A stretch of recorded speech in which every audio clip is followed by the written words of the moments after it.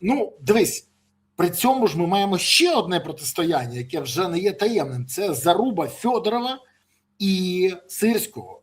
І більше того, Федоров намагається збити Головкома, Головком відбивається і кажуть, що на його боці президент.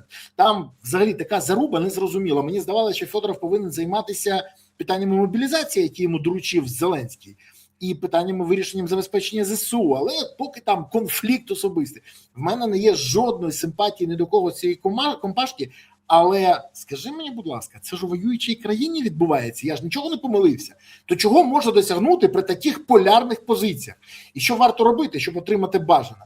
І взагалі, чи існує протистояння тих, хто має бути об'єднаним, та до чого воно може призвести?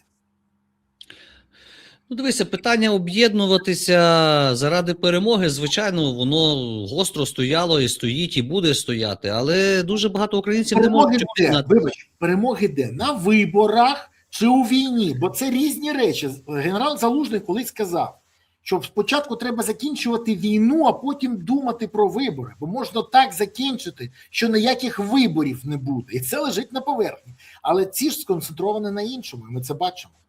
Стратегічне планування політиків сконцентроване на стратегічному плануванні виборчих перегонів і перемоги на виборах.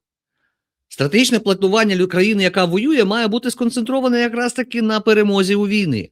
Але справа в тому, що без перемоги у війні не буде ніяких виборів.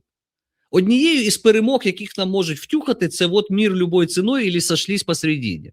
Тільки питання в тому, чи посередині Дніпра, чи не Дніпра, це вже буде питання іншого гатунку. Тому ще раз наголошую, вони планують виборчі перегони і перемоги на виборах.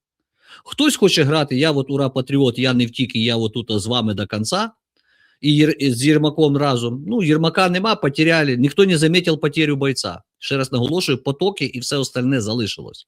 Але справа в тому, що коли мені розповідають, що є нібито конфлікт між Будановим і Зеленським, я думаю, що це гра в хорошого і поганого поліцейського. Ще раз наголошую, був би конфлікт, звільнив би аж бігом. Можливо, Буданов цього і добивається, щоб його звільнили. Ну, типу, в нас же ж обіжених люблять. Не знаю. Ну, я тут не можу зараз, скажімо так, це коментувати. Але оці всі конфлікти, це все, ну, дивися, от, давай так.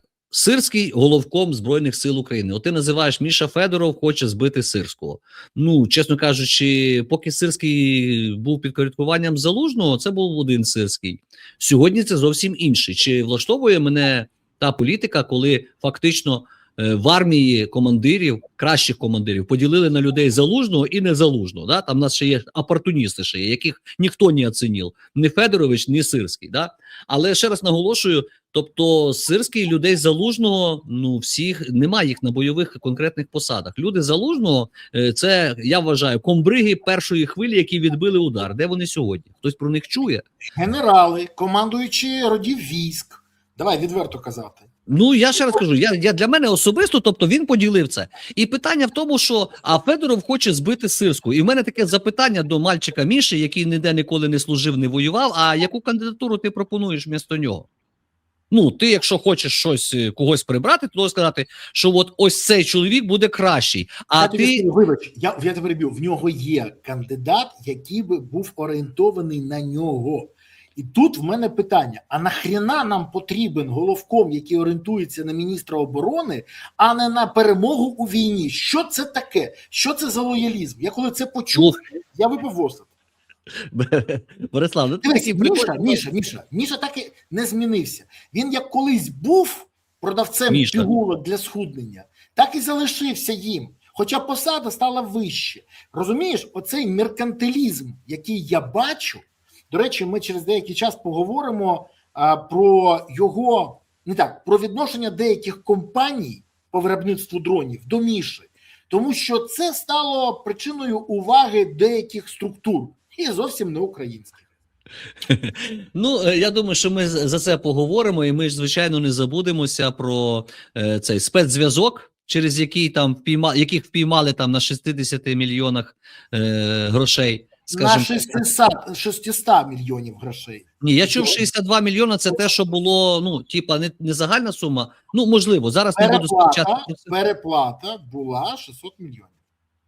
Ну, я чув трошки меншу суму, але окей, тут питання не в тому. Питання в тому, що це був ставленник Міші, від якого Міша зрікся. Так от в цій ситуації просто-напросто по яким критеріям, якою експертизою Міша вирішив призначити ту чи іншу людину замість Сирського?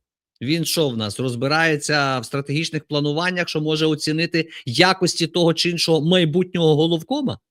Тобто, розумієш, дилетанти, які прийшли сьогодні до влади, вони ж і так і залишились дилетантами. От і все. Ну, але ще раз тобі наголошую, я не вірю в великий скандал.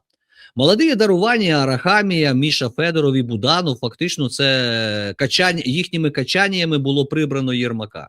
Це наша майбутня нова молоді ліца третього покоління команди З. Да, тобто третє покоління. Ну, пам'ятаєш, перший Богдан і заточені під Коломойського, другий Єрмак заточені під ФСБ, як я вважаю. Ну, це моя суб'єктивна точка зору, чому я так вважаю. Але питання в тому, що російські зв'язки Єрмака ніде не ділися. Ну, а зараз прийшло третє покоління. І тут у нас якраз таки в карту лягає той же саме позиція Арахамії, Міші Федорова і Буданова. І оця історія з повстанням рабів в парламенті на чолі з Спартаком, якого вважали Арахамію, ну, котрий хочеш все ж таки якимось чином пересісти в крісло голови Верховної Ради. Ну, а що, юридично збирати голоси – це одна історія, верніше, закулісно збирати голоси – це одна історія, а мати юридичний статус – це друга історія. Ну і давай не забувати, знову ж таки, я хочу повернути глядачів, хто ще не бачив той ефір з Луценком, де Юра розповідав дуже чітко, що ну, невдоволення Зеленським з боку американського політикуму полягає в тому, що вони далі продовжують шукати те, чим можна Зеленського догнути. Бо наша слабка переговорна позиція полягає не в тому, що ми слабкі, а в тому, що в нас слабкий президент, якого підозрюють в корупційних речах, і саме на цьому грають американці, нагибаючи Україну. Бо якщо ми пригадаємо скандал в овальному кабінеті, ми пригадаємо заяви Трампа, які він напередодні зробив, сказав, що я таке розкажу, що всі офігіють, якщо Зеленський не вибачиться, і ми пригадуємо, як Зеленський бистренько це зробив і вибачився. Тому, ще раз наголошую, в нас ми можемо дуже багато з тобою будувати теорії змови щодо міжнародки, але давай все-таки, повертаючись до України, я скажу свою думку. Федоров, Буданов, Арахамія – это они і їх молода команда. Що стосується Сирського, ну він взагалі не лізе ні в які вороти в їхній команді, тому їм треба. Тому що якщо відбудеться той сценарій, згідно якого живе в планах Буданов, що буде якийсь там швидкий мир, та? Ну то хто буде головкомом побєди? Сирський? Ти що, як вони таке йому віддадуть? Значить, це має бути хтось з їхнього дружнього пулу.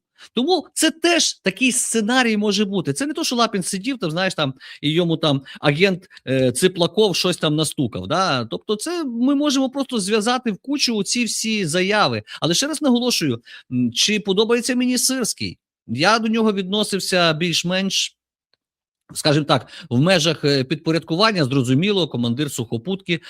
Навіть коли він перші місяці виконував обов'язки, ну, будучи вже призначеним на посаду головкома, ну, в армії є чітка ієрархія. Не можна хитати, як то кажуть, командування, бо як тоді солдати будуть довіряти командирам, якщо ми тут розкажемо і почнемо це все хитати. Але коли в нас зараз є дуже багато інформації стосовно методів управління Сирського, стосовно призначення в ручному режимі, ну, чуть ли не ротами командує, розумієш? Ну, тобто, ну, це взагалі якийсь абсурд. І це все факти, які вже, ну, беззаперечні.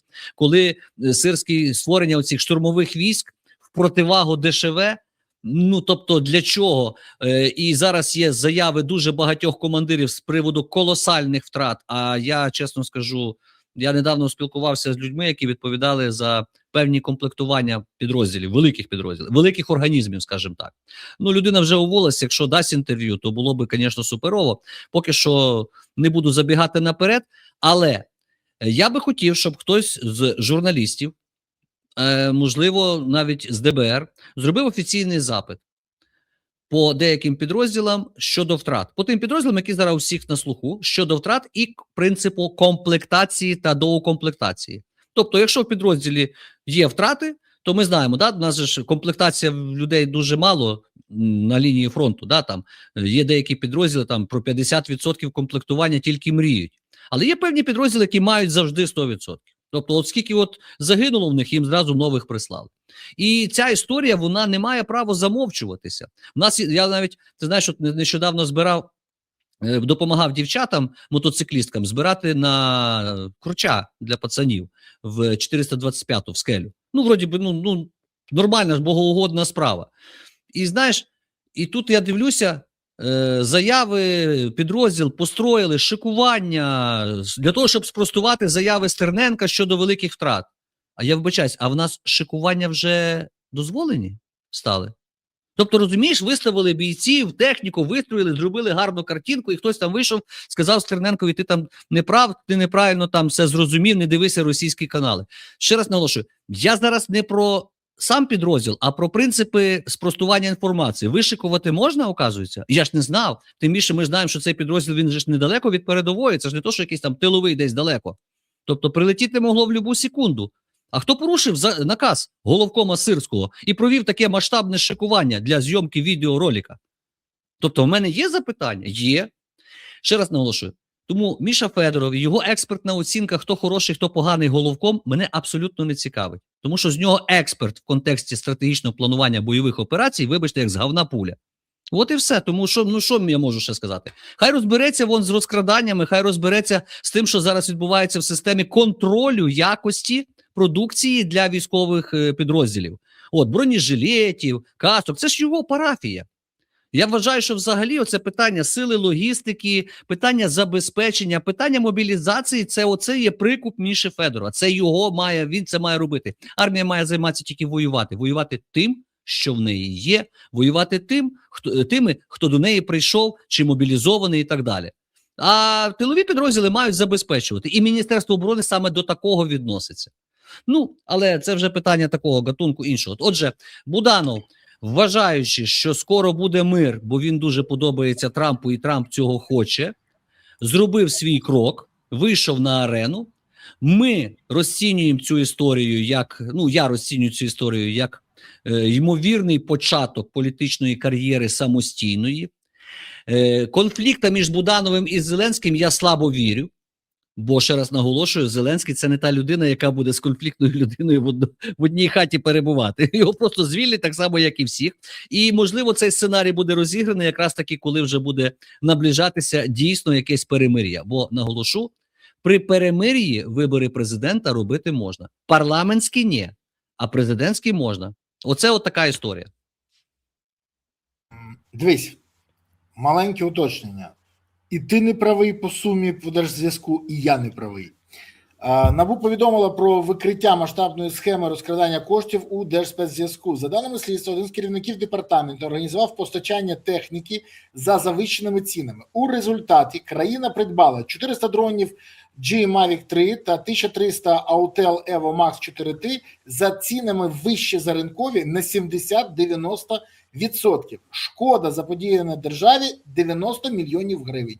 Різницю виводили на рахунок компанії окремо за кордон. А 600 мільйонів – це була загалом вся сума, яка виділялася на той момент. Підозри оголошено 2 співробітникам Держзв'язку і бізнесменам. За всіх негайно внесені застави. Останнє – це дуже смішно. Як сказати, своїх не здають. Оце найцікавіше.